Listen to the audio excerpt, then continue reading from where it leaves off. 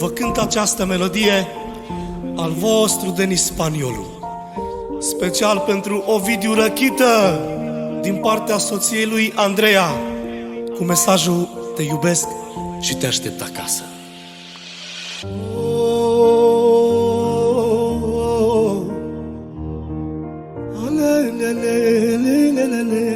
Ascultă viața mea,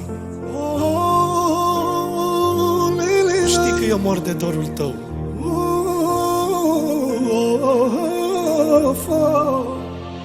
Când credea că nu mai am speranță, tu m-ai readus la viață. Mi-ai adus zâmbetul pe față. Viața mea, simt iubirea mea că am revenit la viață.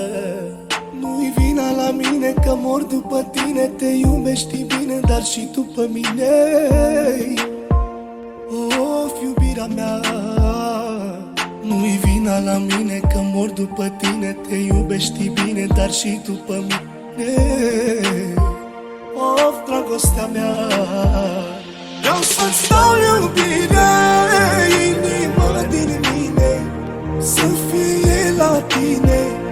Poate așa-i mai bine, te vreau lângă mine, să trăiesc cu tine într-o veșnicie. Te iubesc, iubire.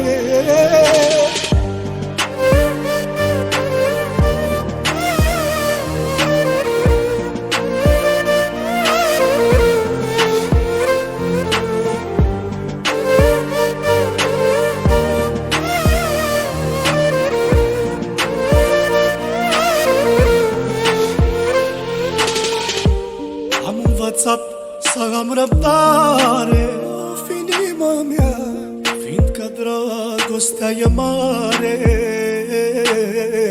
Dar știu că într-o zi cu soare o să te strâng în brațe tare. Vina la mine că mor după tine. Te iubești bine, dar și tu pe mine. Of, iubirea mea, nu-i vina la mine că mor după tine. Te iubești bine, dar și tu pe mine. Of, dragostea mea, vreau să-ți dau iubire, inima din mine să fie la tine. Poate așa-i mai bine, te vreau lângă mine, să trăiesc cu tine într-o veșnicie. Te iubesc, iubire.